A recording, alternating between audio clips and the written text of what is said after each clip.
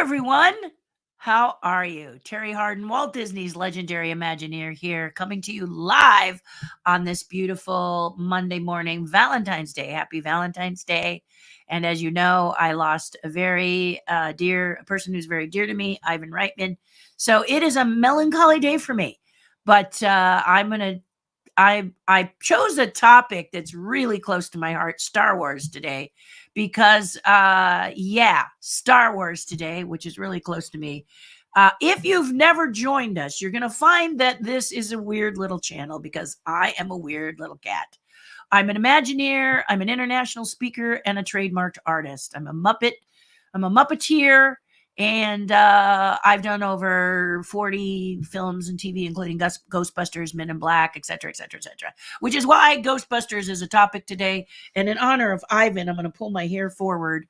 I'm going to show you my Ghostbusters jacket. Not everyone got these jackets. I may have told the story on an Ask Me Anything about when, and here it is with Terror Dog Terry on the front. Let me just fold that in. There it is. There it is. And then on the other side, it says, can you imagine all of this hair? This is all mine, by the way, guys. This is all my, this is all my hair. So, so anyway, I've got to just go like this. And then here's the name right here. And it says, if I move this, it says Terror Dog Terry. Can you see that there? Terror Dog Terry. Yes. Whoop, whoop. Anyway. They had it made for me because they were able to punk me so easily by clipping pins to me. And I was kind of they made jokes and I was the brunt of them often. All in good fun, not mean. Bill Murray was the main one who did that. Ivan found that amusing and was impressed, I think, by the fact that I just took it on the chin, whatever, didn't get offended or anything.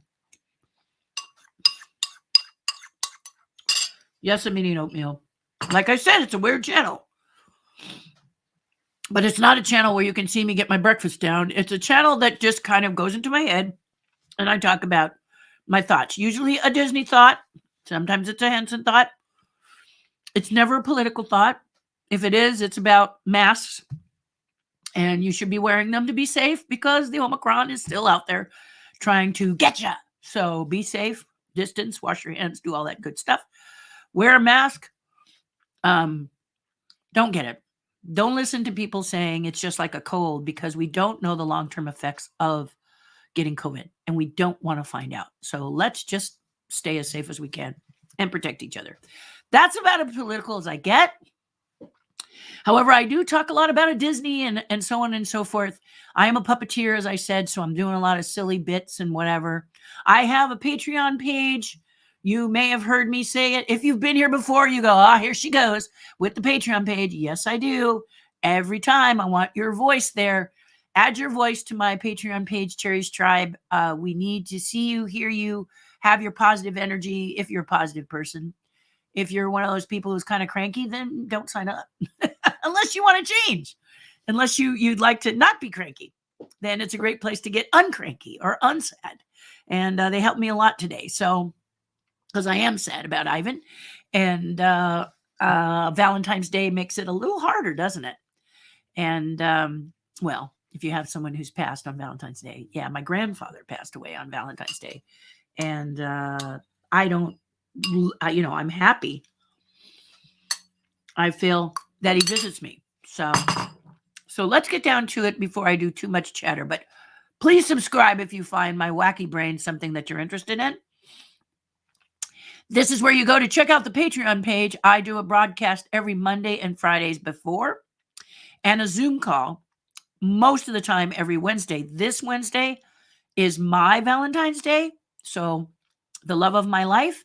And I do not celebrate Valentine's Day on the 14th.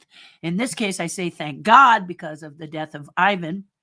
I went to a funeral over the weekend for one of my cousins. We'll talk about that in a minute because you'll find this interesting. I think I touched base on it Friday. And we're going to do a little wrap up on that. But the point is that I have a very extensive career. Google me. I'm on 2 Wikipedia pages thanks to Daniel Schaefer.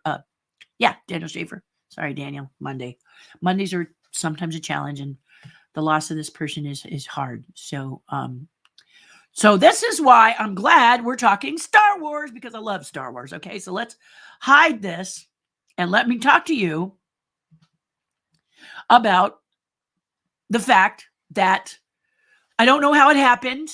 I gave credit to the picture that I saw on my little thumbnail because I want them to know that I appreciate being able to borrow that picture from my thumbnail.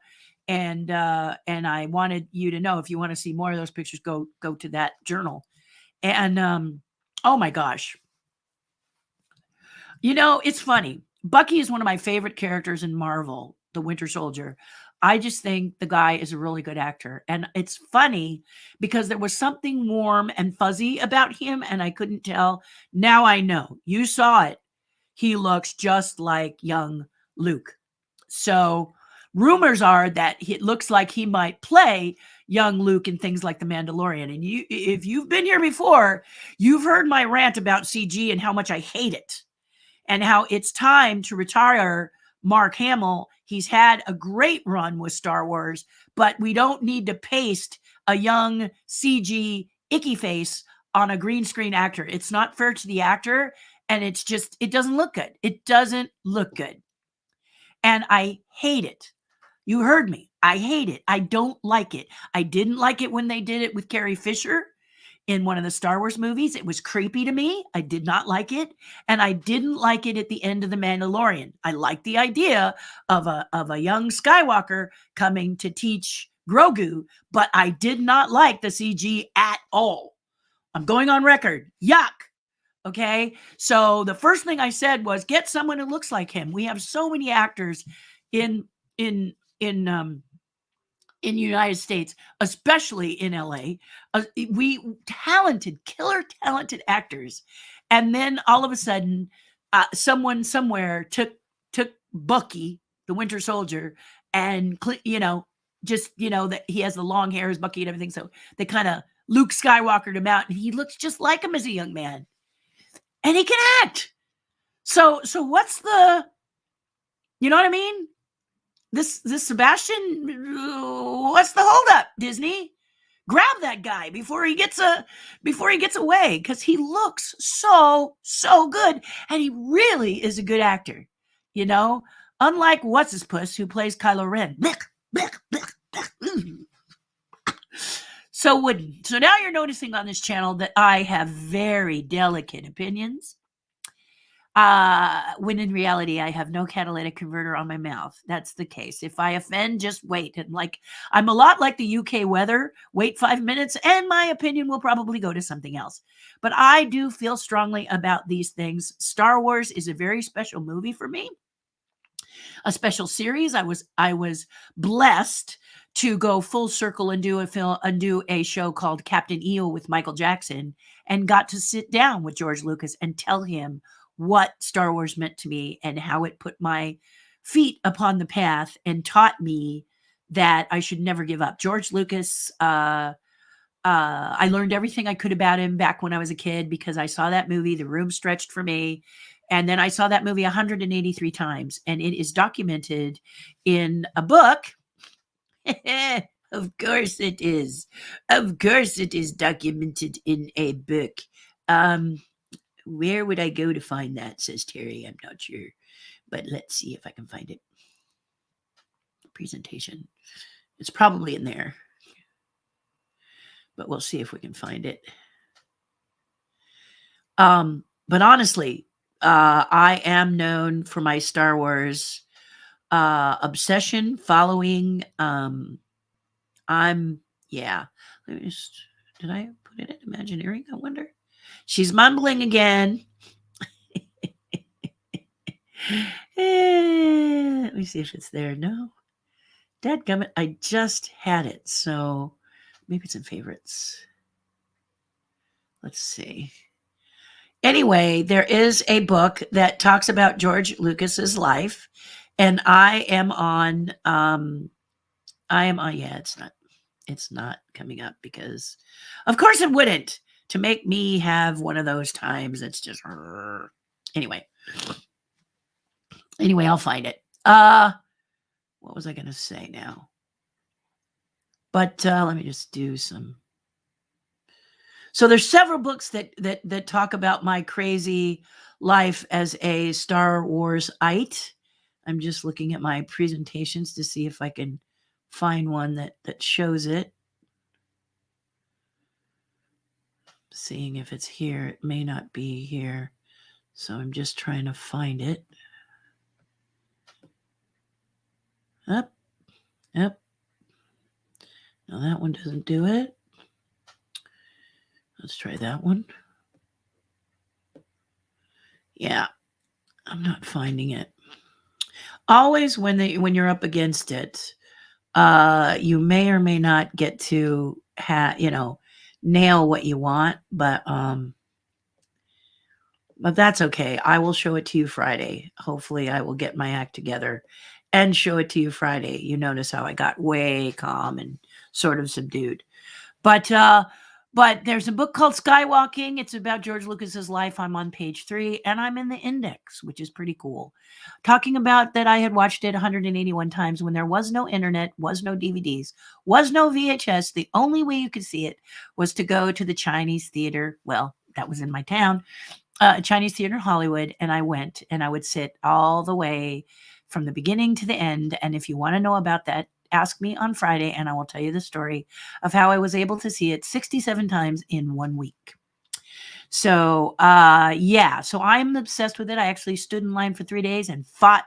Had to try and keep myself out of jail for loitering, wanting to see Empire Strikes Back. Yeah, it's a great story, and I've got a book that I was going to release in May, but I think I've had an artist, a very wonderful artist, who is decided to work with me on this particular book along with other things. And so I've decided to hold back so that it doesn't compete with this book that he's writing and illustrating. So it's really cool. I'm really excited about that. But I have an opinion about Star Wars, and I love Mark Hamill, and I love Harrison Ford, and I love Carrie Fisher, and I love Peter Mayhew, and I love the original 3 films. Okay. I'm obsessed with them. All right. But if you want to tell the younger story, you need to cast younger actors. That's the one thing that the Phantom, the first 3, 1, 2, and 3, the Phantom are horrible ones that I don't like to talk about. The best thing of those was Darth Maul, but can't stand those 3. They don't exist as far as I'm concerned. But they did cast a young boy as the younger characters. They casted younger actors. They did not try to age down Mark Hamill and put a CG face on an actor in a green suit. So I want to see actors. I think it's fair to the actors. Actors have trained their craft, done them well. And so, Mark, we love you. Go do voices for animation, but stay. It's time. It's time for you to move on and retire and have a good life and enjoy yourself. Meet us, stuff, find me and duke it out with me as you used to do before you were ever a part of Star Wars. That's another story. But the fact is that this Sebastian, who is Bucky, is really good. I've loved him as an actor, and I'm not a Marvelite. So I'm just so excited. I would love to see him be the young Luke Skywalker. I would love to see what he brings to the table. And I think he would be the cherry on the cake for The Mandalorian. I think if I had seen him as young Luke Skywalker, I would have just gotten emotionally, I wouldn't have been able to breathe because I would have been so excited that they went this route. So the fact that I'm hearing the rumor that it might be happening, I'm like, whoop, whoop. I did the happy dance last night. When I saw the pictures, I was like, yeah, baby. Yeah, baby. Yeah, baby. Say it's true. Say it's true. Say it's true. Yes. I am so excited. I can't even breathe. And if you're listening, which why would you listen to my channel? Sebastian / Bucky / one Marvel person I'm crazy about. I hope that you are keeping it NDA because you have to, and I hope you're going to surprise me. So again, with Boba Fett, not a fan of Boba Fett. I'm tired of watching the guy in a fish tank. Didn't like it. I cut out at episode 4, and everybody said, hey, Terry, but the ending is really cool. And I said, why? Does Luke Skywalker show up? Yes. As a CG? Yes. Blech. Okay? Blech. Don't show boring. I love Boba Fett. I love Boba Fett. I love Boba Fett as the bounty hunter in Empire. I thought he was great. I loved watching him in animation. I really was looking forward to his story. But it was Dullsville, guys. Seriously dull. And they use an actor who is wooden, just so underplayed. I will tell you that I really loved the second episode where they dipped into the Tusken Raiders, so I didn't dislike everything about it. And please post in the comments if you loved it. Please point out some things that you liked about it, because mine is not to shoot down your opinion by any means, but to have, I'm not saying that if you liked it, you're wrong. I'm not going to attack I never attack your personal integrity, okay? So if you're feeling offended, you hear that I haven't said that you're stupid, because that's attacking your integrity, isn't it? We don't attack the people who have the opinion, because guess what? We live in the United States. Everybody is allowed to have their opinion, right? But a good debate is fun. I had a serious debate I'll never forget. I had some friends where the guy really loved the Darth Maul 1, 2, and 3. He loved those. And I don't know what he's talking about, because I don't think they didn't make those. Those are a fig Newton of his imagination. But we had this debate, and it got hot, and it was fun. Yeah. He started to get a little personal. I had to back him off. Don't get personal. It's not about me. It's about my opinion, and it's about your opinion. I'm done with my oatmeal, so if it offends you having someone eating on the channel while you're trying to listen, I'm finished, okay? But as you've noticed, I can talk for hours, and I need to make sure I have people say, Terry, where you get your energy? It's because I make sure that I have fuel. But back to Star Wars, or any debate. When you're going to have a debate, you don't get personal, okay? You don't. So, if you do follow my channel and you do subscribe, thank you. Please do if you want to. If you don't, I understand and I love you still. But please subscribe if this crazy opinionated person on the other side of your screen is someone you want to see more of. But I spoke about the Genie Pass and how much I did not like the Genie Pass. I thought Disney was adding fee after fee after fee after fee. And after they had added all these money for you to pay, they added more. And I thought it was offensive. Okay. But my dear friend, Holly, who is one of the Terry's tribe, and this is the thing, we got some great people in there, which is why I keep telling you that you should check it out, because it's not for me. I will admit, originally, I thought the thing that would make my Patreon channel fun is that you could ask me questions and things I could not answer on a public channel like this, yeah? Because it's private. That happens. But that was not. You know how you make something, you create something, and you think it's going to go one way, but then it sort of develops on its own and does what it wants to do? Many writers have said this. Said that they start with a character that they write about, and then the character just kind of takes the reins and writes the book for you as they feel. This character that you created, it just goes off on its own. Well, this is what happened with my Patreon page and the tribe. They have actually, there's about 60, 70 members. So it's not, it is a nice group, and I hope it grows. For $5 a month, $60 a year, you can be a part of it. I over-deliver. I undersell and over-deliver. But it's them that makes it so wonderful. And I posted on the page. You may have seen it. I probably should have posted it on a YouTube channel as well. But I posted about this egg challenge that we're having now. Does that have anything to do with Disney? No. But as an artist, art comes in all forms. And we have a master chef who joined us, and he talked about breaking the white of an egg so you can get a perfect over easy egg. And then I used it for sunny side up because my husband loves sunny side up eggs. And sometimes in order to make sure if you don't flip your egg, those of you who make eggs, if you're vegan, go la, la, la, la, because this doesn't pertain to you.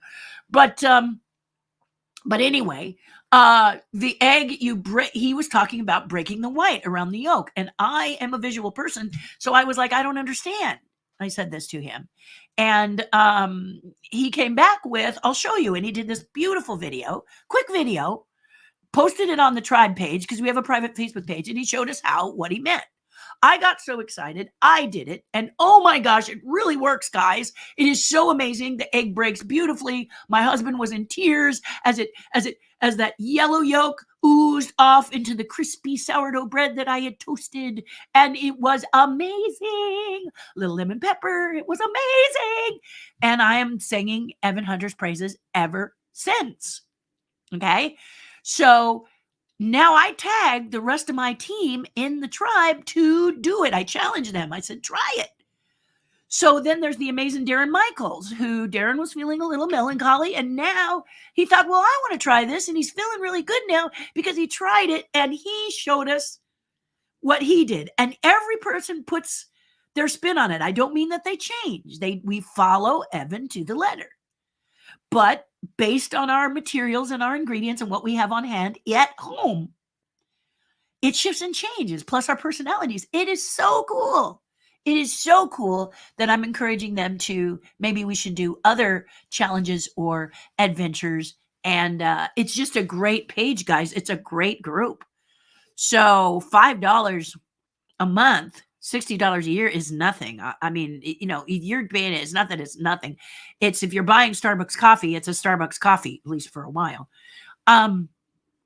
So what I'm saying to you is it's an opportunity for you to get rejuvenated and energized, because every single person in there is about each other. And I'm so grateful to be a part of it. And you find that people are more present if they have a little skin in the game. So I created this with as little skin in the game as possible, $5 a month. So it wouldn't be too much of a pain for you to invest. And it helps me be present too. So it allows me to do the videos and work on the other things that I need to do to make the other tiers good. Because right now that's the rockin' tier. And I'm now working on the next tier and the next tier. Tiers are things you can pay, per month. And I can make them the best I can be so I can over deliver on every single tier. You see what I'm saying? So I love you guys. I'd love for you to, if you've got the voice, if you want to, and you don't have to be an artist. Remember, I told you an artist is someone who's passionate with what they do. And I got some people on there. My mind is racing because there's so many cool things that I can talk to people about, asking them if they would start a challenge, because I could learn more. And I'm not passionate about cooking. Okay. I'm passionate about learning something new. I absolutely go nuts when I learn something new. And Evan has broken the ice in a way that, and he did it with Deanna. The both of them started to sort of show their food and what they were making. And I know some of you may get tired of food, but this is different. This is a teaching tool. So I'm really grateful, and I encourage the tribe, everyone in the tribe, to maybe do some sort of little challenge that we can do that can help us to learn and be enlightened in an area, maybe learn more about them. So, and each one of you, besides just doing a spotlight. So I'm super pumped about this. I tell you about the Patreon page because I am stoked about what's happening in there. And I want you to be a part of it if you want to be a part of it. So here it is, patreon.com/Terri Hardin. Be there or be square. Is that old? Well, I'm almost 65. So if it's old, if it's old, it's mine. And I'm not that old, really. But I am feeling a little old in some respects. I got to be honest with you. There are some things that I can see becoming. I always talk, I say I should write a book about the decades of life, because each one has been an interesting adventure for me. And I think it might be a cool adventure for you. So that's the book I should write. I'll think about that one. Anyway, it's great to talk to you. Let's go to you guys, hear what you have to say. But anyway, yeah, yay, goody, goody, goody. Please, please, please have this wonderful actor who plays Bucky be the young Luke Skywalker, because he just not only looks great, but we know he can act. So I'm very, very excited, and I just had to talk about that. And of course, touch base on the fact that we lost my dear Ivan Reitman, and that was an owie for me. It's an owie right now. All I can say really is ouch. Sometimes the English language words just can't express how you're feeling. And I had a virtual funeral over the weekend, and it was touching. It was my cousin Lorraine, and I believe that she actually, when visited by whoever visits you when they want to ask you to cross over, and she crossed over, and that was because she knew that she could pull the strings needed for the Rams to not only get in the Super Bowl, but win it. And if you have seen one of the earlier broadcasts of mine, I told you to don't put your money on anything but the Rams. I don't care what the stats said. And guess who won? That's because my cousin Lorraine was up there. She wanted this for them. She was up there helping them. So, and I just told people straight up that don't vote against the Rams. I had a friend here, the author of Giggling Pumpkins, and she asked my cousin the question. My cousin Tim, she asked my cousin Tim the question. If it wasn't because of your Aunt Lorraine, if would you pick which team would you pick? And I said not irrelevant. I said this is irrelevant because she's up there. So this is irrelevant. This is an irrelevant question. Do not put your money on anybody but the Rams if you're going to be a betting person, or you will lose it. You will lose. You will lose. And I was adamant about it. You don't see me say you might lose. You don't hear me say if they win. I said when they win, and they will, put your money on that. And I don't do that gambling. But the stats came out, some sort of stat thing where they run the odds and everything, and they tell you who's going to win, and they say they haven't never missed in quite some time. Well, they picked the other team, and I said, don't you do it. Don't you do it. The Rams are going to win, and they did. Okay? And my cousin said, guess what? The Rams won. And I'm like, am I surprised? I'm not. Lorraine was working it. And Connie, my cousin Connie, went to the Super Bowl game, and I know she had Lorraine right next to her, wings and all, cheering them on. There was no way, okay, they were going to lose yesterday, guys. They had divine intervention, and it was my cousin Lorraine. So as I watched the funeral on Saturday, I knew that she was gearing up in a Rams gear. I mean, I knew it. And so for me, that's evidence that there is something really cool waiting for us on the other side. So that's my belief, and that's as far as I'm going to go. But I did not watch the game. No, because I knew I was going to win. I knew it. So I wanted my family, whole black half of my family, who is all geared up in Rams. Okay, they were Rams. I wanted them to be able to share with me the news that I already knew. So there you go. Okay, let's go over to what you have to say. I've yammered on enough. You probably said that about, what is it? I did pretty good. It's only been 30 minutes. Could be a record for me, actually. But anyway, that's the way. Post in the comments if you have any thoughts. Like David did today. Mondays are a little wonky for me, but this is a little more wonky, mainly because I have my bookkeeper with me, and she knows better than anyone how I appreciate numbers, which is why I hired her. She is an artist with numbers. She is a true artist when it comes to her bookkeeping skills, and I'm really grateful to have her because she communicates with me and my artist brain. She communicates very well with me to help me. I was just thinking maybe you should see the logo of the jacket. So let me just turn it like that. So much hair. People say, is this really your hair? I go, yep. It's all mine. All mine.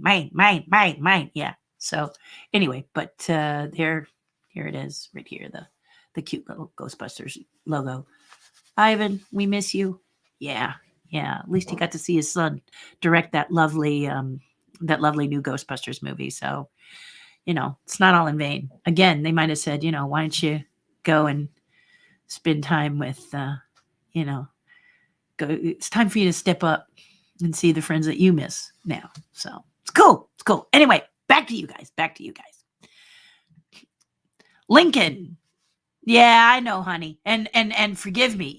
Will you do me a favor and text me again, because my mind is in a million places. The Rolly Crump chess set is one of them. So you're probably going, what? But yeah, reach out to me, because I know we were going to talk, and I just have I've dropped the ball on that. I apologize. Good morning, Terry. Good morning, everyone. Michelle Donnell. Yay.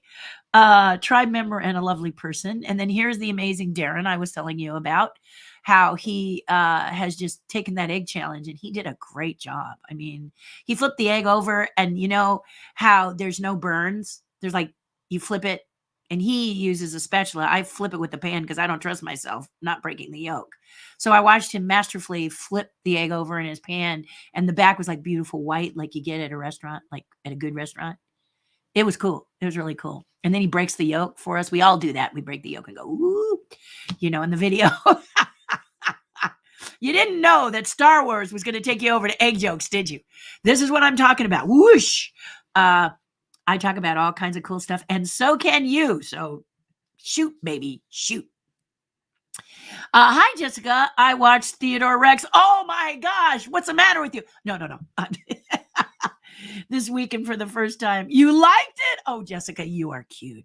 You are so sweet. On the Ask Me Anything, Jessica, Friday, you got to talk to me about this movie. This movie was unbelievable. Stuff happened in this movie while shooting it that you... what I'm going to say as a teaser is, imagine having audio animatronic characters. So we have people inside the dinosaur suits for Theodore Rex, and we have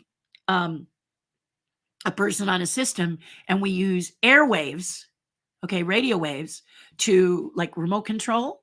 So we don't do it this way, but if you have a remote control car, you have a plane or whatever, you've got the box and you're doing this bit. You also know if there's interference in the airwaves, it can make your car or your plane or whatever go all funky.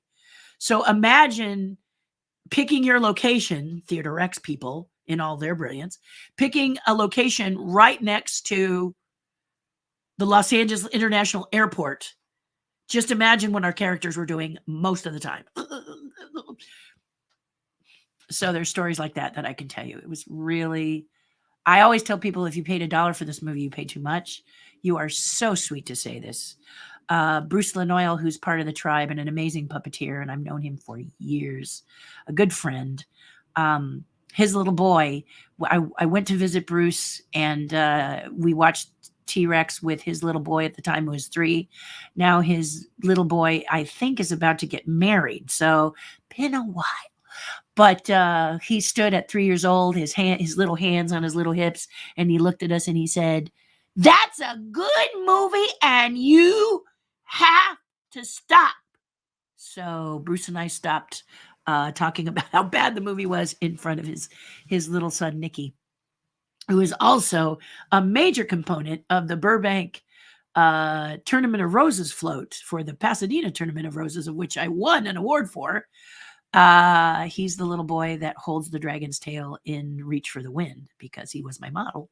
And yeah, I sculpted a rose float. Yeah, all by myself. No, come on, guys, get real. The city of Burbank is a self-built float group, one of 6. And at the time, I not only helped teach them how to sculpt, but I taught the other self-builts how to sculpt as well. And that's why they look so good, because they were paying it forward. I asked them to pay it forward. And before then, no one had showed them how to do it. And I was more than happy to show them to do it, because I knew that I wasn't going to be there permanently. I wasn't going to be Raul Rodriguez. But it really hurt me that the self-builts just they just weren't up in the, they couldn't compete, is what I'm trying to say, with the professional floats like Festival Artists or some of the other float companies that Raul Rodriguez used to do the designing for before he passed. And so they gave him a special trophy, Founders Trophy. And at the time, they were pretty happy to get that. But they attained for hire. And I think one of the first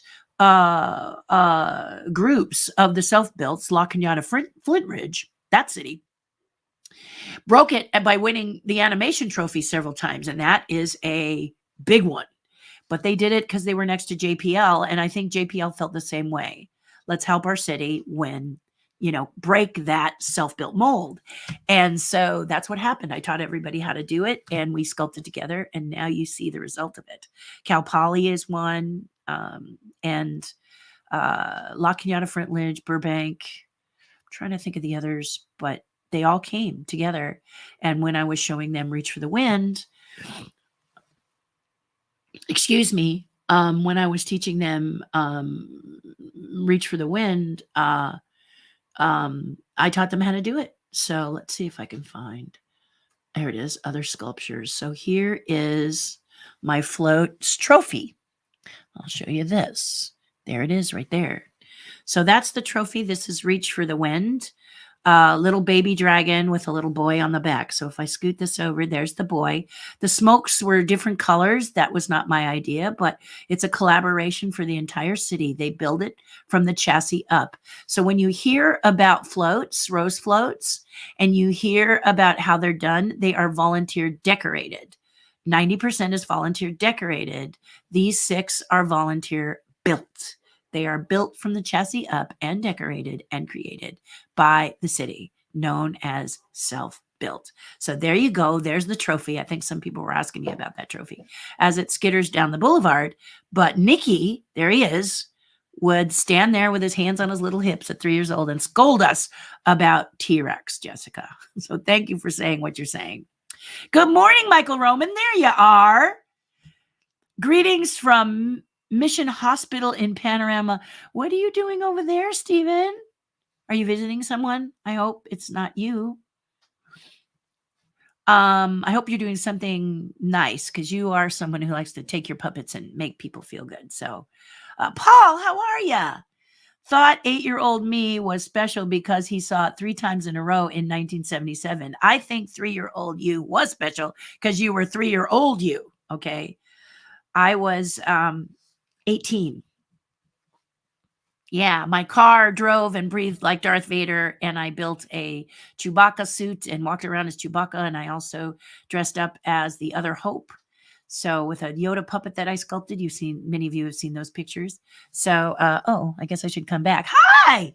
That's a little better. So many of you have seen those pictures. Also, there's a book that the LA Times did called A Galaxy All Their Own. And it's funny because I was selling this book for a while so people could see not only because I was in it and I autographed that picture for people, but if you were of that time when we were costume competition, not cosplaying, which means the same thing. They just did, it's got a cooler name now. But we were cosplaying, we were competing. And if you stood in line at that time, a lot of people would come and look through the book because they were a part of that little module group that would go and stood in line and sat for 3 days. Well, less than 3 days, because I got the first ticket for Empire Strikes Back in Hollywood, California. It's a killer story, and I'm working on the book, but I want to first see what's going to be happening with my dear friend Chris, who is writing it now. We're collaborating on it a little bit. It's different. It's got art in it. Yeah. So that's kind of it's cool. I don't know if it's, when, why, where, how, but I'm going to do a specific Star Wars book. I just want it to be the companion to what Chris is doing, and not compete. So that's why it's pushed back. And the fact I'm doing a Rolly Crumb chess set, which is taking over quite a lot. And I'm also doing, I should show you. I probably should show you instead of just tell you, because what did I say I was? So let me show you. I've got herein is the Cheshire Cat. The Cheshire Cat is available. You go to TerriHarDin.com, click on online store, and you can find out all about him. I have sold just over 20. It's a limited edition of 50. And it's a pre-sale, which means you don't get him right away. He will be delivered to you in March, but you go and you prepay and you pick a number. So you give me 3 choices of numbers, and the numbers are going fast. Don't ask for number 1. That goes to the person who made the suggestion. 5 and 13 and numbers like that. One of the hottest numbers for me is 12, and it belongs to my friend Linda because it's her birthday, and we We go way back. So she has that number. She has right to first refusal on that number. My friend Sharon has right to first refusal on number 5. And my friend Liz has right to first refusal on number 3. So that means that, some of those numbers, just tell me your number, what number you want, and I'll see if it's available, but give me 3 choices if you decide to order my Cheshire Cat. He is quite lovely. There's the back of him right there. And it comes in a cool box, which I'm going to surprise you with or talk closer to when they're ready. I'll show you what they look like and you can enjoy them. But there's only 50 of them. So if this is something you think you like, or you have someone who's a Cheshire Cat nut, this is all hand painted. And I sculpted it with my own 2 little paws. And it's really super cute. So if we go here he is as I work with him as a sculpture. So there you go. There's just a couple of, and there's an example there, whatever. But they're definitely, it's the idea board so that you could kind of see how things are going and how cute he is and stuff. And I learned something. Again, I love learning new things. You Cheshire Cat people have told me he's not really a cat, but a being, like Fae folk kind of thing, where he's not really a cat. That's just what he happens to be materializing in Alice in Wonderland. And that gave me some freedoms to play with him like I didn't think I was going to do. So thank you for that. Also, the Rolly Crump chess set is coming along, but every single one, I got to be honest with you guys, every single one presents its own challenges. And so it's taking a little longer, but I'm shooting for October. Why? Because it's the Museum of the Weird. And so I want the Chess S to launch in October because that's the nice month. And so here it is, but I can show you just a couple. I'll show you the Queen. Here she is in all her glory. So here is the Queen from the Museum of the Weird. And Rolly has chosen Rolly Crump, who is a legendary Imagineer, the one that made Walt scared. If you guys have Disney Plus, you know that you watched Behind the Attractions, and Walt Disney got angry with Rolly Crump because he made him frightened and he couldn't sleep. So that's why we have the chilling adventures at the Haunted Mansion instead of sort of a goofy, silly ride. Thank you, Rolly. But the Museum of the Weird is what started it all. And we were going to do this chess set 15 years ago, but Rolly wanted to wait. And now we both are in the zone to do it. So I'm not going to get into detail why, but we are both in the zone to do it. So there is the Rolly Crump chess set. And what I don't know if I have I don't have him in color, but this is the finished sculpture of my Candleman before he went to the caster. It's now cast, but he's in the other room because I'll show you something. I'll just show you one thing that I did. But anyway, they're 5.5 inches tall, and they are going to be a huge chess set. Like I said, card table size. So one of the things that I did and I shared with the tribe today was that I did a pseudo table. I found out that these Lego pieces, the 8x8 dots, are exactly the size of a chess square for Rollies. You see how big it is? Yeah, that's big. Okay. So it ends up making the chess set, the playing field, only the playing field, 20 by 20 inches.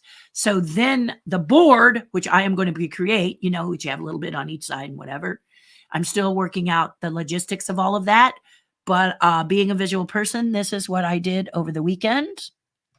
So here you can see that I took these little squares and I made a pseudo chessboard and tested them to see how they fit, and they fit beautifully.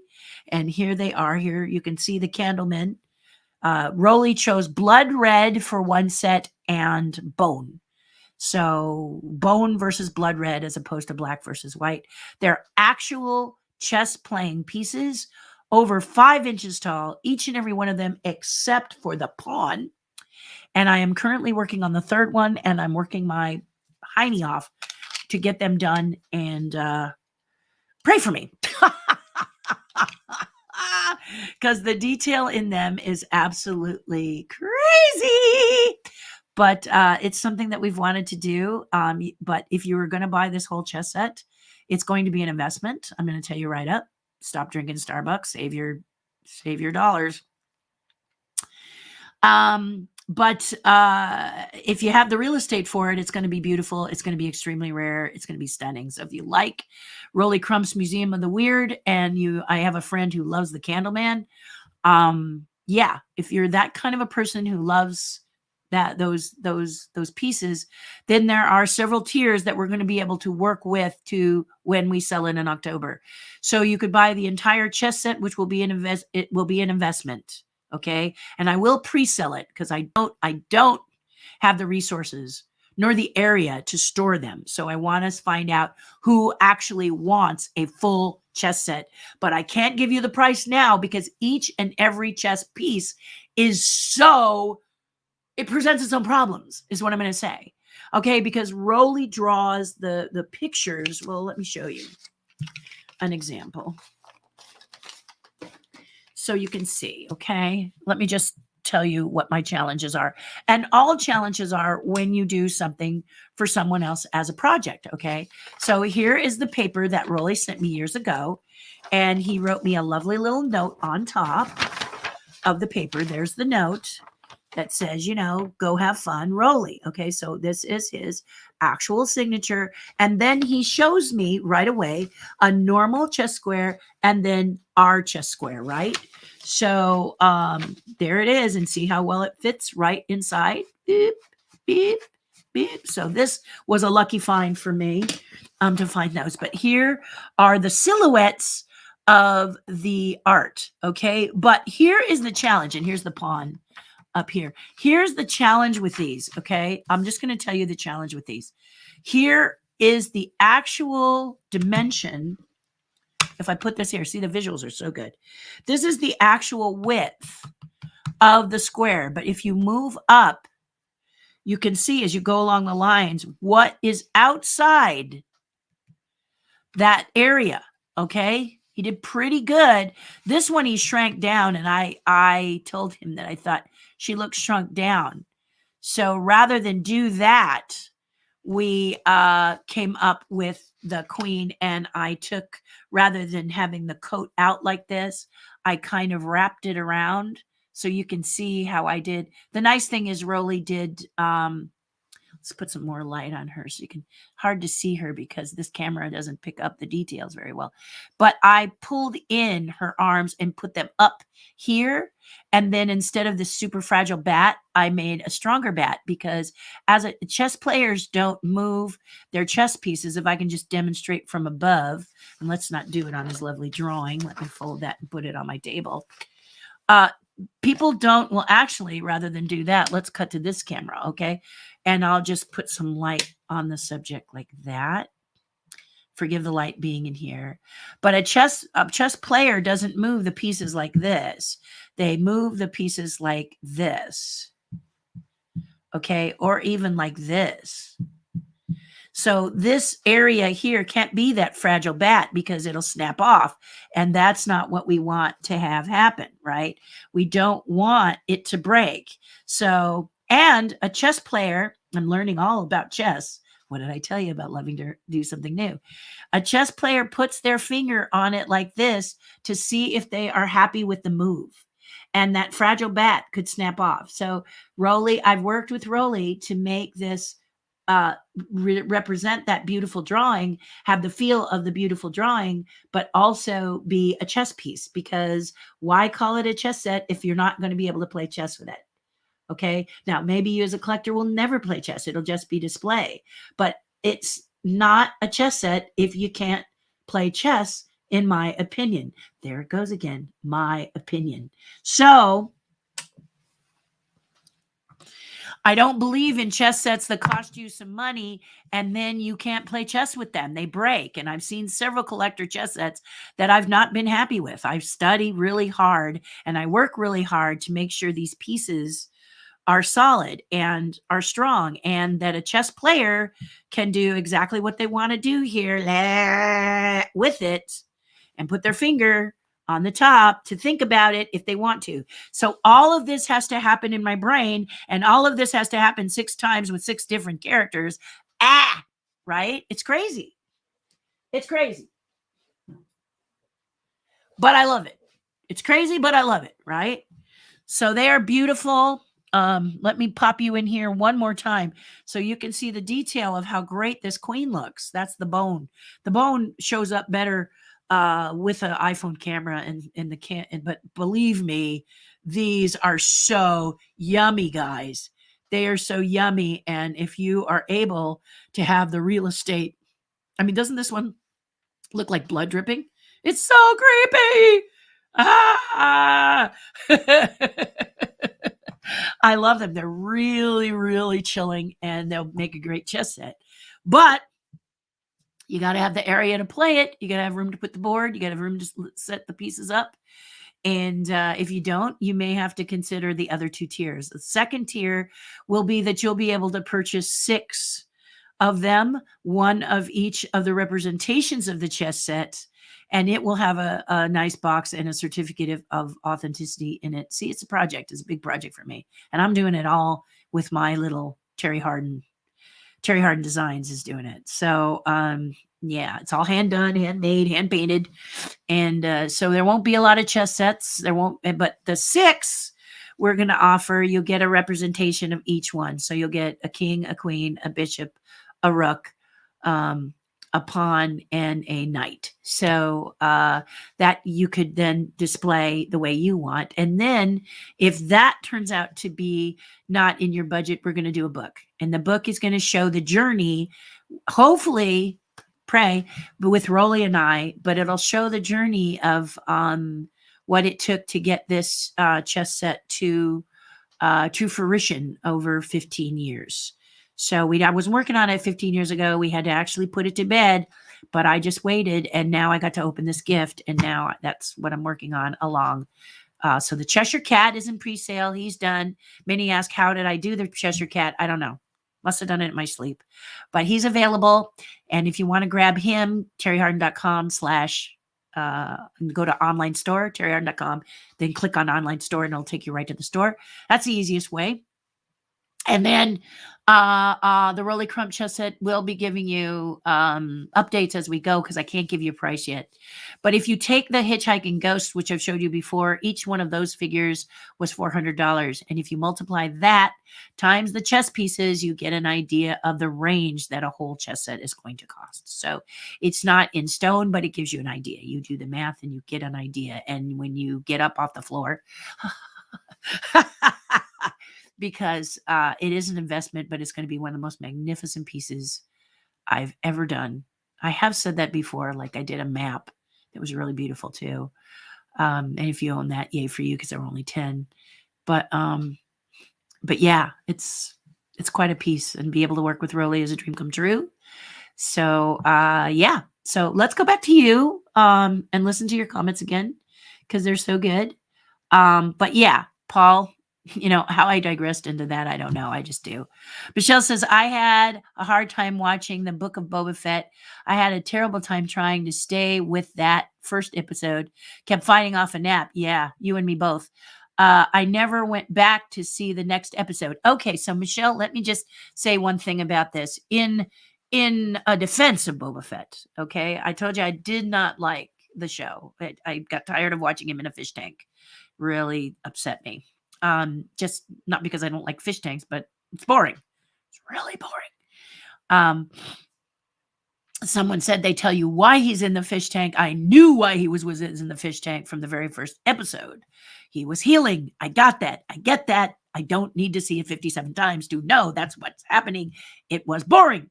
But I digress. Michelle, the first episode of any show is touch and go. Any show. Boba Fett, Star Wars. Well, Star Wars was a movie, so it doesn't really apply. But, there are a lot of shows that don't necessarily find their feet right out of the gate in a pilot episode. It's just the actors are trying to get the feel of each other. The effects people are trying to get the feel of the timeline. There's a lot of elements that need to happen. I know in Dinosaurs, we had for our first episode, Dinosaurs, the TV show, Not the Mama, Not the Mama, Not the Mama, of which I played Baby's Arms. Um, they had too many cooks. They had too many people sticking their fingers in that first episode. In fact, if we'd have shown it the way it really was supposed to air, I don't know that the show would have even made it. That episode was so difficult. So I always watch two. I always watch two and sometimes three. I gave Boba Fett a chance of three, and then I opted out. I just don't have enough time to watch TV that I want to waste it on something that just doesn't do it for me. So and I love movies. I love all kinds of movies and television, but I love it to take a bite. And that's what I loved about the second episode, because it's about the Tusken Raiders, the Sand People. And I thought that was really cool episode. I thought that was really cool, which made me want to watch episode 3. And then 4, I started and I'd rather watch Kung Fu. Seriously. Yeah. So this is a problem for me. This is a challenge for me. I don't stay with it if I don't, I think that this Boba Fett series that Disney did could have been a movie. 2 hours, we would have loved it. Okay. Because we wouldn't have to spend several hours watching him in a fish tank. Just really didn't. So fighting off a nap, you may want to go and give it another one, because pilots are often difficult, but it just didn't. They took the teeth out again.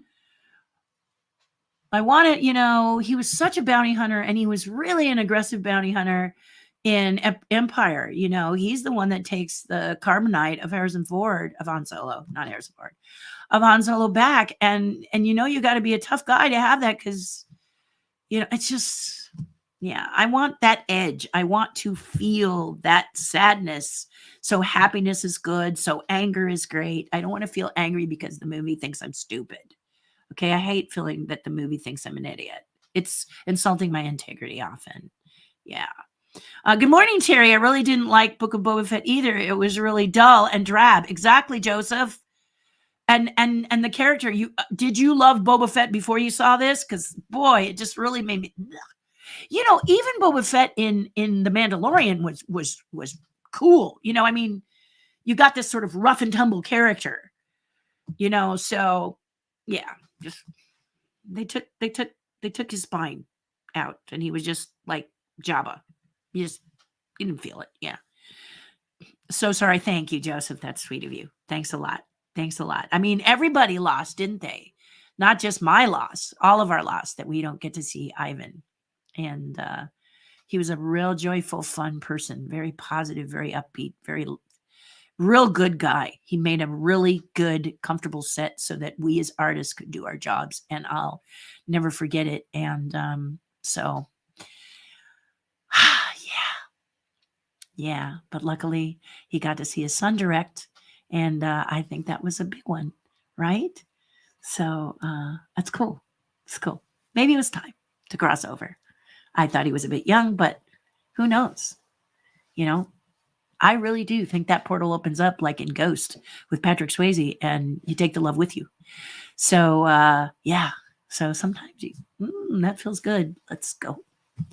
So he may have just decided, my son's got this. Jason, right? Jason did it, and he's good. He's got this. He's going to continue the good directing. And I'm going to go, I'm going to go see my friends. So, who's to say?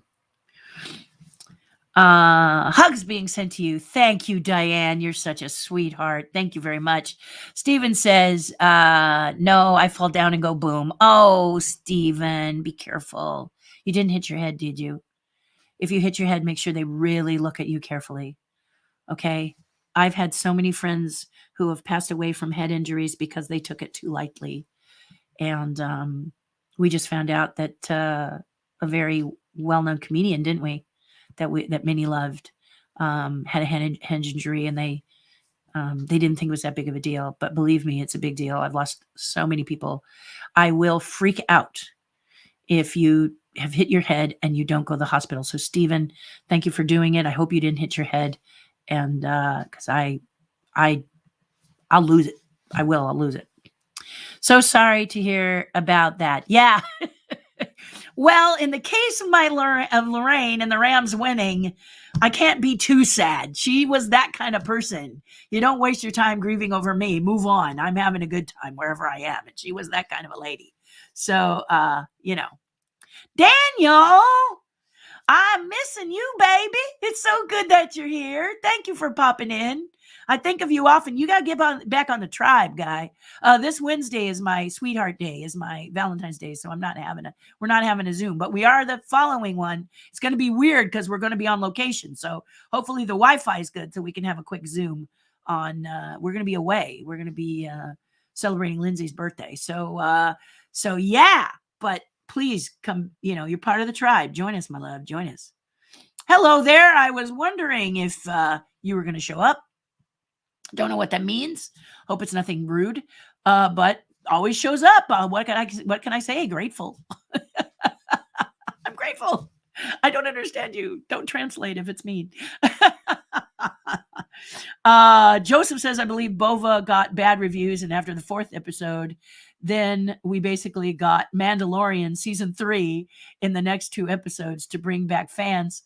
I was a Boba Fett until the series. Well, don't get after Boba Fett. I just think that they missed the mark on this one.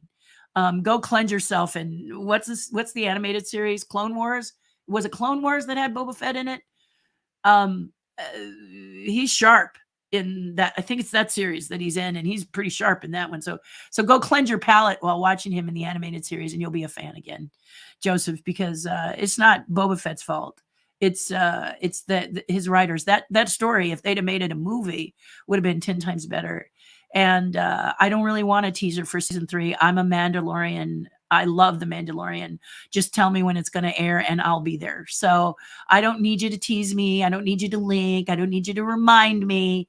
And I think most of the people who love the Mandalorian are serious Star Wars fans.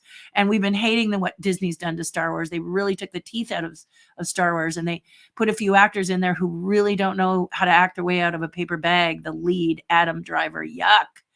Oh, it's a good thing he's handsome. At least that's what people tell me. But I can't watch him in a film. He is not bringing it. He is so wooden. Tell me a movie he's good in, and maybe I'll try to sit through it, but I don't like my time being wasted. I really don't. It upsets me. So when I think about that, I think of Power of the Dog, which has 12 Academy Award nominations, and I don't know why. After watching that movie, I felt like I would have had more fun doing laundry. It was so uninteresting and dull and just yuck. And I think a lot of it was because, Cumberbatch, who I love in that. Adam is not in that, so don't be nervous. He's in Gucci, which I have a whole nother. Don't pay for that either. But we get screeners, so I've seen just about every movie that's been nominated.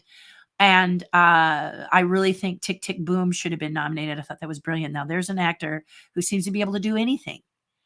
He always delivers. He's in the Tammy Faye story, and I think he does a great job in that. I can't remember his name. You all probably know his name. But I fell in love with him for the very first time, and I mean absolutely head over heels, with his amazing acting chops in Hacksaw Ridge. It was my favorite movie of that year. I couldn't get over it. I thought it was brilliant. It was beautiful. I cried. I was terrified. I was on the edge of my seat, and I absolutely loved this movie. So I was impressed when this actor has been in, what is he in, 3? This year he did Tick, Tick, Boom. He's leading that. Then he's the husband in the Tammy Faye story, and he did one other. I can't off the top of my head remember it, but he was just good in every single one. I mean, even if the movie's bad, he's good. And that really is a sign of a good actor. He's not going to let others he's always going to bring it. And this guy brings it. This guy always brings it. And he's such a talent. And so when I get to watch a performance like that, instead of looking at this Adam's wooden work, I look at him and I think, he's eye candy for some. He's not even that for me. So I just don't have anything. When I saw him as Kylo Ren, I thought he was a big spoiled brat. I think Darth Vader would have killed him. If Darth Vader would have been alive, I think Darth Vader would have annihilated him. Darth Vader wouldn't have tolerated this whiny, you want to cheese with that? Just yuck. Just yuck. And then we don't get to fill, or you kill off characters that really have substance. Like in Rogue One, there were some great characters in Rogue One and they kill them. But luckily, if they play this right, they can bring them back because they can come back to their origin stories, but don't do it like Boba Fett. So I'm with you, Joseph. I'm with you 100%. Just didn't do it for me at all. Shelly says, hi, Terry. Hope you're doing well. Blessings. Happy Valentine's Day. Yes, I have to remember, for most people, it's Happy Valentine's Day, and I want to say happy anniversary to my dear friend Sharon, who is the captain of my Chalk Walk team. Go, Sharon. Happy anniversary. I know some of you also have your anniversary on the 14th. Let me know if you do. Happy anniversary. Many of you say it's the not so happy anniversary, not because of the person you married, but because everything is 3 times as expensive if you want to celebrate your anniversary. So maybe Valentine's Day was not the best time to get married, but you can make it yours, right? My husband and I have true love. We are so happy to be together, and we just changed the date. So it's Wednesday, and I will be posting one picture here, but mostly on my tribe as to how we spend that day. So it's going to be fun to show you guys that. But thank you, sweetheart. Thank you very much for saying Happy Valentine's Day and reminding me it is. I will try. Miss you so much. We do. I know you are going through some stuff, Daniel. We just want you to know we miss you. That's all. No pressure. We just miss you. If you can just post in there a little bit. Doesn't have to be about what's happening to you, just how you're feeling. Show some pictures of that beautiful property of yours, because I'll bet you it's gorgeous right now. I remember around this time last year, I delivered you a Groot. Yeah. So, yeah, you can share that. You don't have to share a group. You can share that beautiful property. And you don't have to go in your house. You don't even have to show where it is. Just show that beautiful koi pond / swimming pool / environment that you've created in your backyard. I know people would love to see that. You can share it just on a tribe. I'm talking about the tribe. Sorry, guys, but in the tribe, they would love to see that. Anyway, Joseph says, I meant that Boba episode 5 and 6 felt like Mando season 3, since it was basically like watching The Mandalorian and not Book of Boba Fett. Yeah, it kind of felt, I haven't seen it, but it sounds like they needed to extend it because it was a series. So they borrowed, is what it sounds like you're telling me. And even more. Wouldn't you agree, Joseph? Even more that it's about a movie. Right? They made a movie. They might not have to borrow so much, and they would have had to be snappier, not quite so, And trust me, you can post in the comments if you disagree. In fact, I invite you. I really do. So I started to talk about the Genie Pass, and I digressed. Forgive me. I often do that. But I didn't like the Genie Pass. I didn't think it was very good. And my friend Holly, who's part of the tribe, pointed out that she thought the Genie Pass had some merit. She thought it was a good idea. And I was like, how so? And she said that if you're traveling, especially now that you have to make appointments at the parks, because that's the way they're doing things now. COVID, of course, but I don't know that we're seeing this go away ever. Okay. Be ready that appointments may be the way of the future with Disney. So basically you're coming from out of town and you've made your reservations and you want to ensure that your family has a good time. So she said she has 2 little children, which I know quite well. They're very lovely. And she wanted to make sure that they got on the rides that they wanted to get on. So she bought the Genie Pass to ensure a good day for her kids because her vacation time was limited. Okay. And I was like, I didn't think of that. Okay, this is a good debate. See, this is the benefits of a good debate. And I had not thought of that. And she made a very good point. Now, the other thing that she told me was that they need to figure out what the Genie Pass is and make the Genie Pass work, because I've heard nothing about people, Disney screwing up the Genie Pass and it not functioning the way it's supposed to. And therefore, you pay the money, you do all of this, and all they can offer you is a refund. Well, you wouldn't have invested in the Genie Pass if you wanted a refund. You wanted to ensure that your days are going to go smoothly when you have little children. Now, or big, my bookkeeper went there, and her son, because it was her birthday, he wanted them to have this great adventure. So he bought the Genie Pass, and it was nothing but a nightmare for the first few days they were there. So they lost those days and those rides and that money. And she says, I can give you a refund, but okay, thank you for giving me a refund and understanding that this Genie Pass thing is not that great. But what you're understanding is I bought it because I want the ability to use it. So that's what Disney's got to work on. And I'm hearing from that. But my point is, the debate between her and I, she helped me to understand some stuff. And I'll give you one more example. I know that you want to get going, so I won't take too much of your time, but I will not watch any Japanese, especially Dr. Tezuka, who was a dear friend of mine, Miyazaki, who introduced me to sushi. Miyazaki has, as you know, Howl's Moving Castle, Laputa. That's the Japanese version, so I can't remember what they titled it in English. Spirited Away, Porco Rosso, etc., etc., etc. Anyway, I won't watch them in English because the Americans dub them poorly.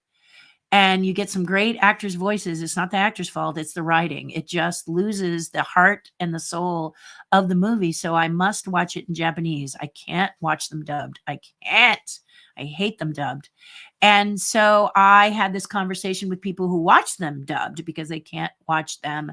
They said, well, I can't watch it the other way. Well, the problem is that you're doing yourself a bit of a disservice because you don't get to see what the filmmaker intended.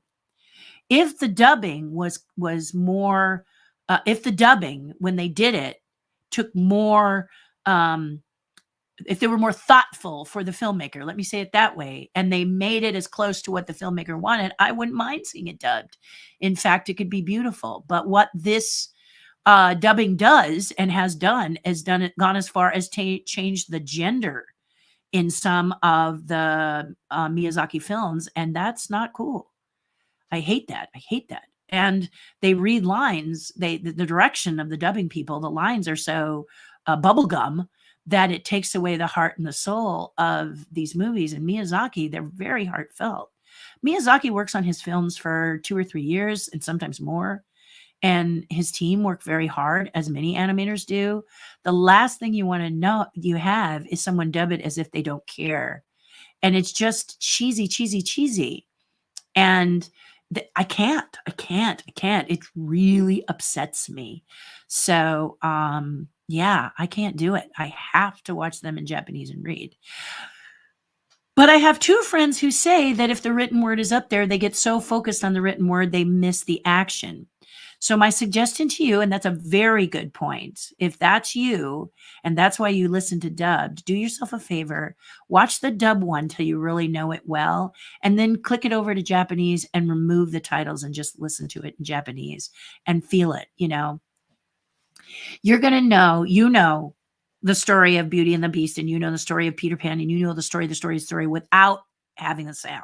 You don't need the sound anymore to know these movies that are your favorite. You watch them over and over and over again. So you can do this with the Miyazaki films. I love Porco Rosso. It's one of my favorite ones. And you just I don't need the subtitles at all. I love the language, Japanese language, but more importantly, I love the feeling that I get from their delivery because they had the filmmaker. And if you're a filmmaker, this is not cool to change your movie. They do not have the right to change your movie. And a simple infraction in your voice is a big deal. I'm watching one now. I can't remember the name of it, but it's a young girl who finds out she's a descendant of a god. And her mother is a runner, and she delivers the line dubbed. The line is read like, it's my fault that my mother died because I wasn't strong enough. Do you feel anything? My mother died because I wasn't strong enough. My mother died because I wasn't strong enough. It's just dead. And in the Japanese version, it comes up like this. My mother died because I wasn't strong enough. Which would you watch? Okay. So seriously, watch the dub version and then see it in the Japanese. Don't not see it in the Japanese, guys. That's the filmmaker. Trust the filmmaker. Love on the filmmaker. Respect the filmmaker. He did not do this overnight eating a peanut butter sandwich. He did not burp it up and make art. He put his blood and soul in that piece, like I'm putting my blood and soul in the Rolly Crump chess sets. And it's not fair. It's just not fair. And the people, if I was I am a voiceover person, and I study the characters really, really hard when I can. I push really hard when I do a character voice because I want that voice to feel and emote. Now, I may not always get to do it, may not always have that opportunity, but I do the work before. And I'm not saying the voiceover people don't. I'm not saying they don't. The directors and the producers are trying to keep it light and upbeat and happy and barfy. When Japanese are very emotional, Asian people are very, they are about feeling. And we are too. Surprise! The US likes to feel too. We don't want everything to be cotton candy and fluffy, Disney. Stop making everything like we, you know.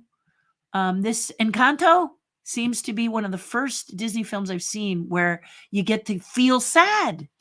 You feel really sad. It's so well done because I actually cried in a couple and it came up naturally. It wasn't like I'm going to cry now. This is a sad scene, so I'll cry now. No, we really feel it. We feel with this young lady as her entire family hurts her feelings over and over again, thinking they're doing something nice for her. You know, ouch. We feel that ouch. And that way at the end, when we find the end result with this amazing young lady, we feel her joy. We feel her joy. Not see. You don't just paste the title on there and expect us to love the movie. You know, you don't offend us. These are our family, these characters. Don't play with them. Don't take them so lightly. Boba Fett, you know, you heard Joseph. He loved Boba Fett. Now he's not a fan of Boba Fett. Because what were you doing? Making a postage stamp? What were you doing? I don't understand. Did you not watch any of the other stuff? You just thought you'd grab this character, slap a name on any actor, and hope he did well? Did you not direct him? Did you not tell him, you know, you're the baddest? Don't just say you're bad. Show us you're bad. Give us that bad action. Why are you bad? Why are you scary? What about it?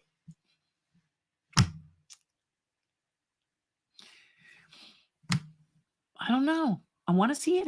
I mean, that's why Mandalorian is so cool. And I'm really sorry that some actors opened their mouth and offended people because I really love that woman who was the sidekick to the Mandalorian, that really tough wrestling lady. She was so good. She was so scary. I miss her. I'm not thrilled with what she said, but I miss her. I really liked her in Mandalorian. Nothing like seeing a really tough, cool woman. When you are a woman. I mean, maybe as a guy that may or may not, but I love those kind of characters. I love those super strong characters. And there's several of them in the original Dune. And again, the new Dune kind of washes everything away and makes them more human. And although I thought it was pretty good, it made me appreciate the one that I worked on better.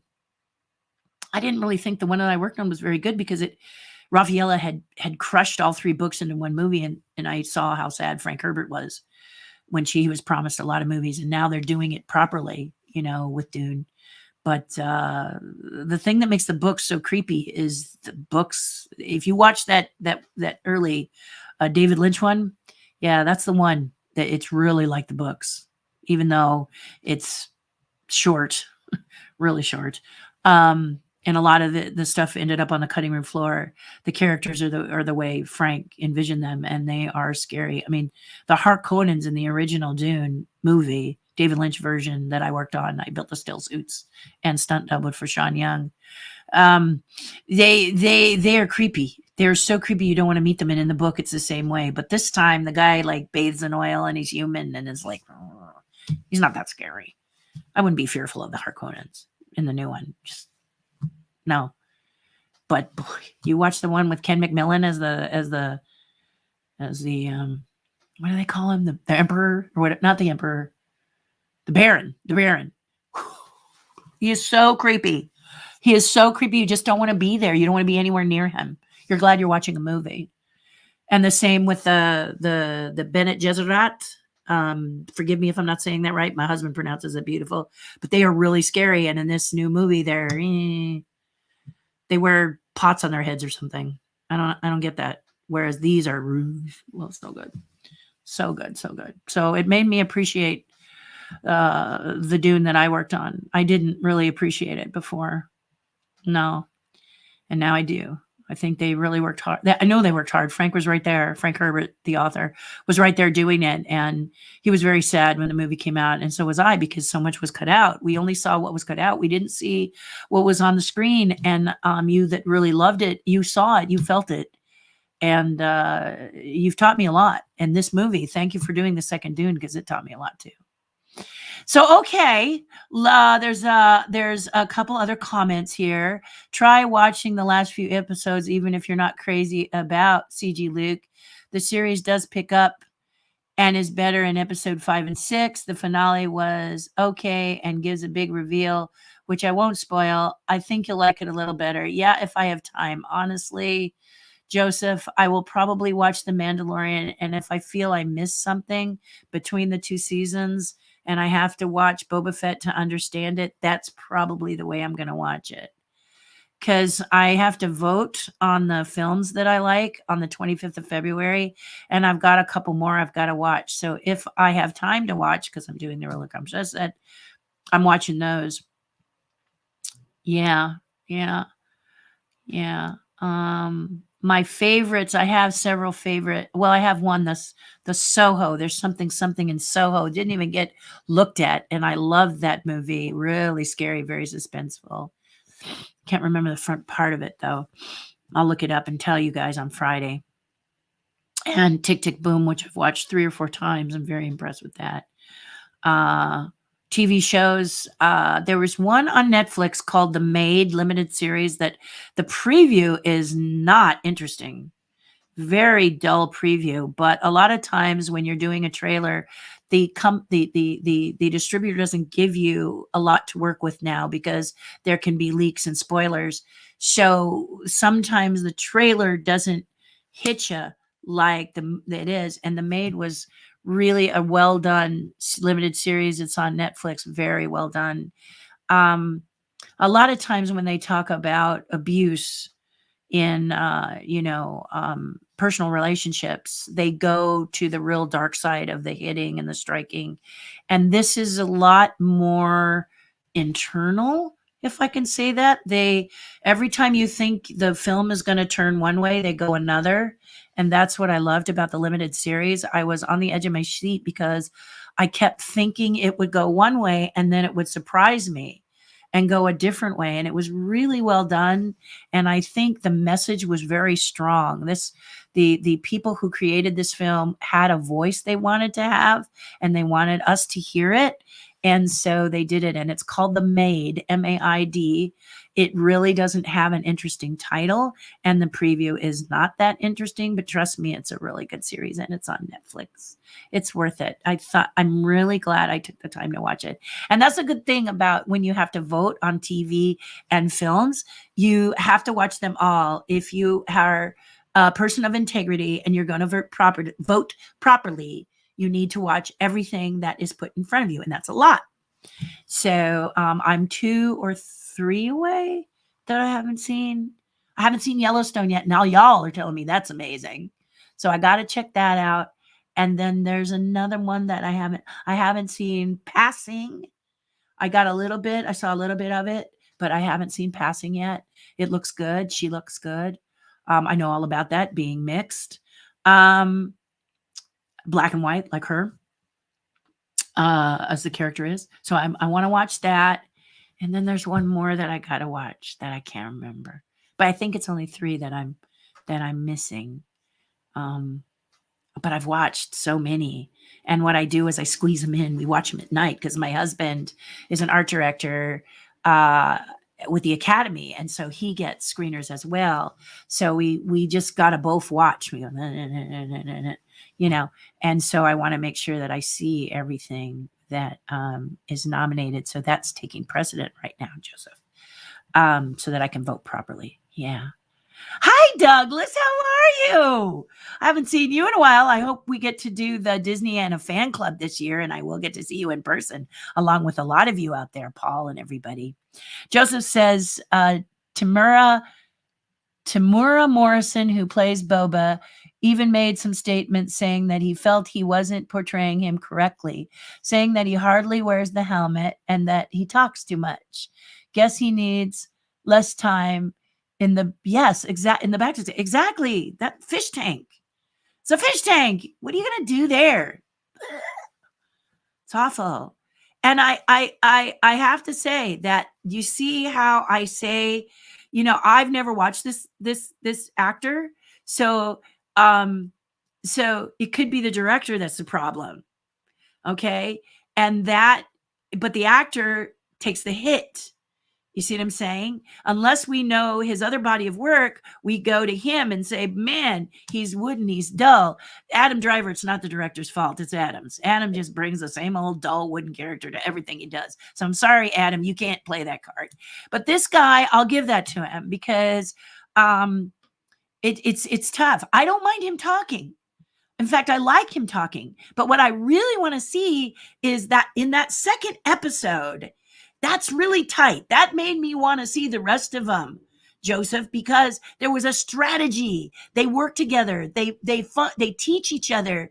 They help each other. You know, Boba Fett reacts. He is upset because he's a bounty hunter. Okay, so in the second episode, Boba Fett is a bounty hunter, and something about the ethics. He's an ethical bounty hunter. It's like being an ethical villain. You've got a code.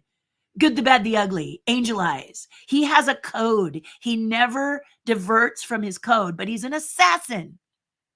And he always follows through. If you hire him to kill you, I'm sorry you're getting killed because he always follows through. That's his code. If I take the job, I finish the job. Okay. So here you got Boba Fett, and something about the way that the Tusken Raiders are being, I don't want to spoil it for you, but something happens and Boba Fett reacts because there's something that's terrible about what he's seeing and he doesn't like it. This is an unethical behavior. So he doesn't like it. So he teaches the Tusken Raiders that episode. I love that episode. I think that episode is super cool. I thought it was so good. And I was like, oh, I'm in it for 3. And then 3 went, me. So 2 is my favorite, episode 2. And 3 could not catapult me. Tried to watch 4, barf. Okay. So I get that 5 and 6 might be better. I just don't want to waste my time. No, please, no. So I feel for this actor because it's a drag when you're blamed for stuff. So I hope I see him in something else, or maybe in Mandalorian, they can give him some claws, give him some toughness. Watch before the next Mandalorian begins, or you will be a little confused. Yeah, so that's what it sounds like. We'll see. People told me I'd be confused about the fish tank. I knew what the fish tank was. Come on. I'm a Star Wars chick. I get it. Don't treat me like I'm stupid. Maid was superb. Yeah, it really is. It's great, guys. You got to check it out. The actress is phenomenal. She is so deep. She's good. She's really good. She's really good. There's all the actors on that are really good.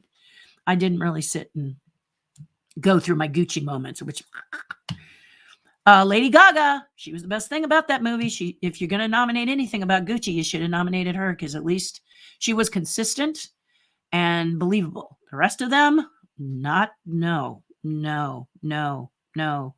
Side with the Gucci family on that one. Tomorrow was Jango Fett in Star Wars Episode 2, Attack of the Clones, Boba Fett father from. Yeah. All have teeth, though, don't they? Oh, hello again. Hi, Bentley. How are you, my friend? Don't quite understand what you're saying. Hope it's nice. I'm gonna assume it is. So in 1883 on Paramount Plus, I think that's what you were saying. Yes. So is 1883 on Paramount Plus. Oh, okay. I don't know if I've got 1883. I don't have Paramount Plus, so I may not be able to watch that one. But Joseph says the original trilogy. Yeah, the original trilogy is amazing. Now, true. George Lucas wasn't the best director, okay, in the original Star Wars. And the actors might have been hit and miss. Mark Hamill wasn't the best actor, but he had the best clueless look of anyone on the planet. He has the greatest look, like totally clueless farm boy look. And that's what you need for that character. We loved him in there. We wanted to, we just loved his innocence and his personality, and then him trying to be all tough and cute and sexy. And Mark did a great job. He did a great job. That's why we don't want to watch his CG do a terrible job. It tarnishes his good acting. So bye-bye. Get the other actor, please. Get an actor who can act. And CG doesn't act well. So if you're going to do that, then I highly nominate Bucky. I can't take my eyes off that guy when he acts. And it's not because he's handsome. I don't go for that. Doesn't do it for me. You know, the person who floats my boat is my husband. I'm serious. I'm serious as a heart attack. So I did have a crush on Christopher Walken because he looked like a lot of my husband, and he looked similar in overalls. And so Christopher Walken wore overalls in Brainstorm. And I was like, oh my gosh, I got to get my husband some overalls. But I digress. The point is that he could be attractive for a lot of people, a fantasy lust object, as I call him, for a lot of people. But it's not the case. He just is such a strong actor. And, you know, in Falcon and the Winter Soldier, is that the one where it was a very limping series? It was a series that kind of limped like The Mummy, but it had its moments. It definitely had its moments. And who doesn't want to see the women of Wakanda?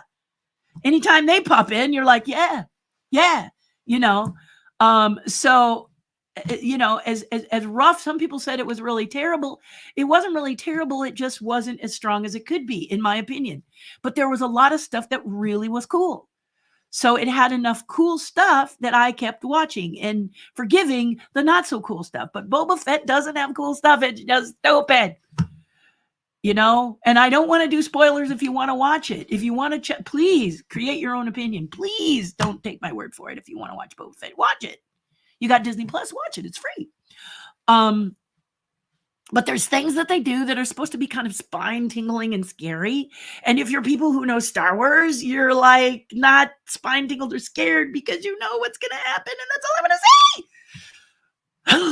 say. Don't you think I should be more opinionated?